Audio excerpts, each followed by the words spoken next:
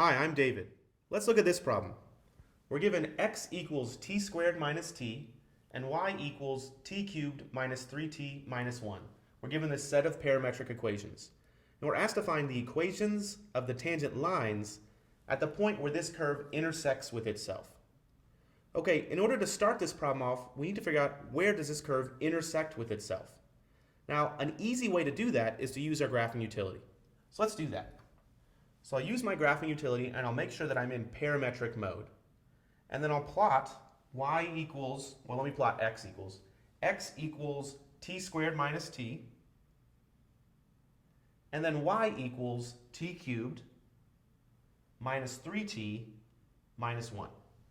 And I'll get a picture of what that graph looks like. And you might need to zoom in a little bit. The picture looks something like this.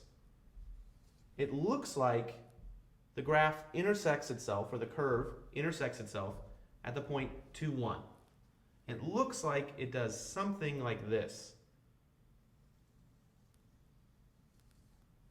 Something like that. But I know that graphs can sometimes be misleading, so I should verify that the point 2, 1 really is a point of intersection. In other words, that this curve hits the point 2, 1 twice. So let's check. Well, if the curve hits the point 2, 1 twice, then for different values of t, I should get x equals 2. So let's set up this equation where x equals 2 plugged into our x equals t squared minus t. Well, I have something that looks like this. 2 equals t squared minus t, or 0 equals t squared minus t minus 2. Well, that's something I can factor. I get 0 equals something that looks like this. I have a negative 2, so I've got to have a plus and a minus. And my middle term is a negative 1t, so the negative should go in front of the 2 and the positive in front of the 1. And my different t values are t equals negative 1 and t equals 2. Great. So at least I know that at t equals negative 1, I have x equals 2, and at t equals positive 2, I have x equals 2. So as this graph moves, t equals negative 1, I hit x equals 2, and then t equals positive 2, I get x equals 2. But let's check it's really y equals 1 at both those points. Well, at t equals negative 1, let's figure out what y would be. Y would equal, well, plugging into this equation, negative 1 cubed minus 3 times negative 1 minus 1. Well, that would be negative 1 plus 3 minus 1, that's 1. And that's what I'd expect, because my y value is 1. So I know at least at t equals negative 1, I hit this point. Well, let's just verify for t equals 2. I get y equals 2 cubed minus 3 times 2 minus 1.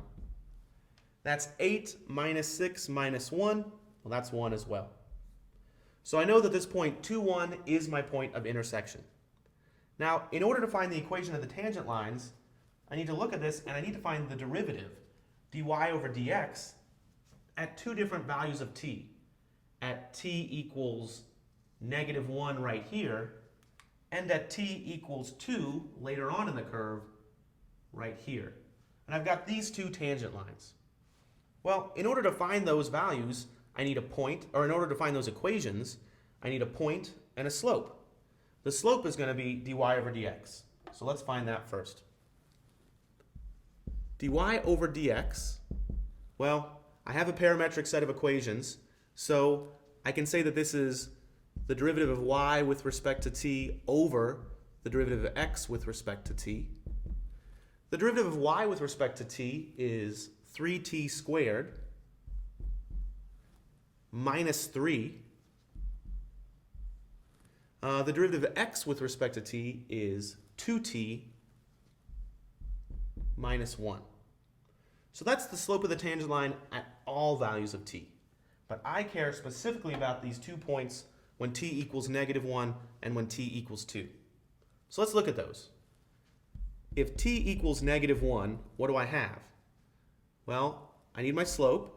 The derivative of y with respect to x evaluated at negative 1 is going to be 3 times -1 squared minus 3 all over 2 times -1 minus 1. Well, if you look at that, you see that this is 3 minus 3 is 0 on the numerator. I've got a -2 minus 1 and -3 on the denominator. So this is 0. Well, if I have a slope of 0, I know that this is a horizontal line, which makes sense with my picture. This looks about like a horizontal line, this pink line right here. And my equation should be y equals some constant. What should that constant be?